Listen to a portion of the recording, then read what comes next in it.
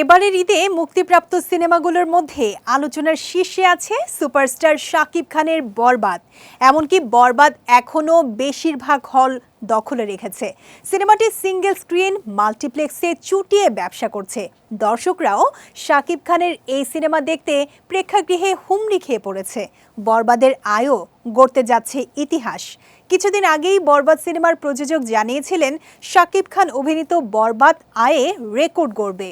প্রাথমিকভাবে আয়ের একটা ধারণা দিয়ে বলেছিলেন সিনেমাটি শত কোটি টাকা আয়ের রেকর্ড গড়তে যাচ্ছে।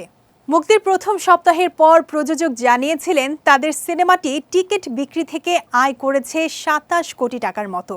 এটি সিনেমাগুলো হাউসফুল ও শো সংখ্যার উপর ভিত্তি করে হিসাব করা।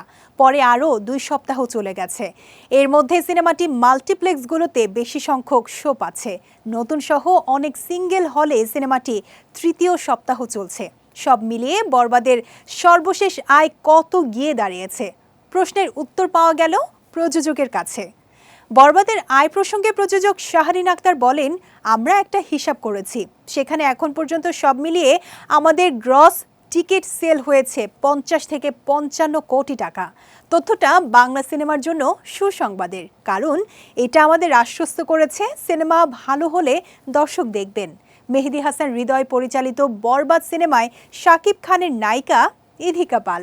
ওয়ালটন আবারো মিলিয়নিয়ার অফারে ওয়ালটন ফ্রিজ কিনে আপনিও হয়ে যেতে পারেন মিলিয়নিয়ার।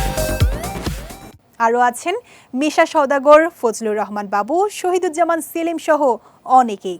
এছাড়া আইটেম গানে পারফর্ম করেছেন টলিউড অভিনেত্রী নুসরাত জাহান।